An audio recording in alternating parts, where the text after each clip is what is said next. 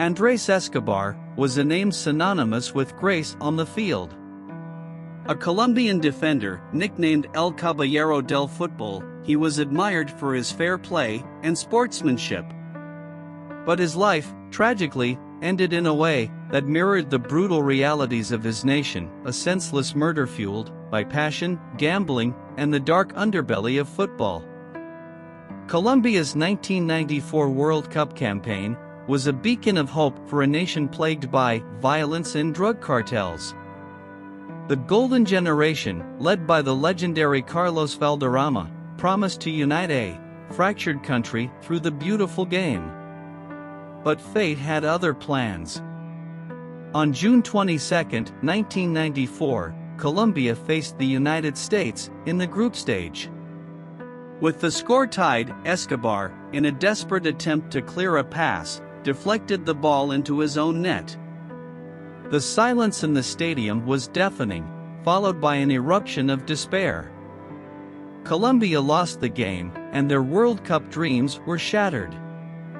Escobar, the gentleman, became the scapegoat.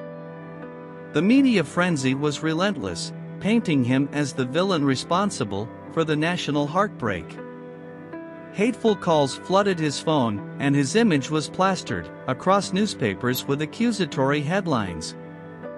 The burden was immense. But Escobar remained composed. He publicly apologized to the nation, accepting responsibility, but refusing to let the negativity break him. He promised to come back stronger, to redeem himself on the field. Colombia, like many other countries, was gripped by the World Cup gambling fever. Illegal betting rings, fueled by the drug cartels, flourished. Millions were at stake, and Escobar's own goal had triggered massive losses.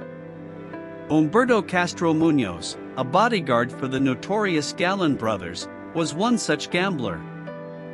He, along with others, had lost a fortune, and the finger of blame was pointed directly at Escobar.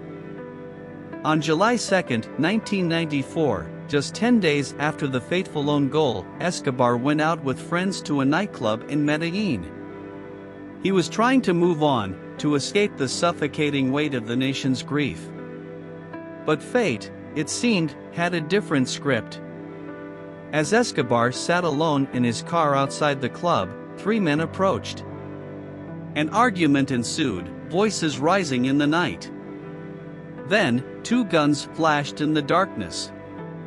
6 shots rang out, each one echoing like a sick chant, "Joel." The assassins, heartless and cruel, mirrored the commentators' words during the fateful match. They left Escobar bleeding in his car, his life draining away with every passing second. The news of Escobar's murder sent shockwaves through Colombia. The man who had united the nation in hope now lay dead, a victim of the very passion he embodied. His funeral was a sea of tears, a silent scream of a nation robbed of its hero. Humberto Castro Muñoz was apprehended and confessed to the murder. He claimed he acted alone, fueled by rage and gambling losses.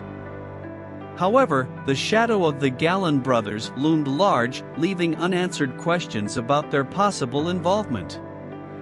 Muñoz was sentenced to 43 years in prison but served only 11 before being released for good behavior.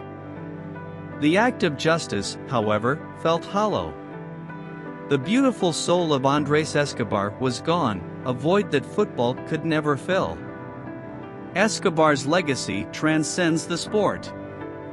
He became a symbol of the fragility of life, a cautionary tale of how passion can morph into monstrosity. His murder forced Colombia to confront its demons, the violence that lurked beneath the surface, waiting to claim another innocent life.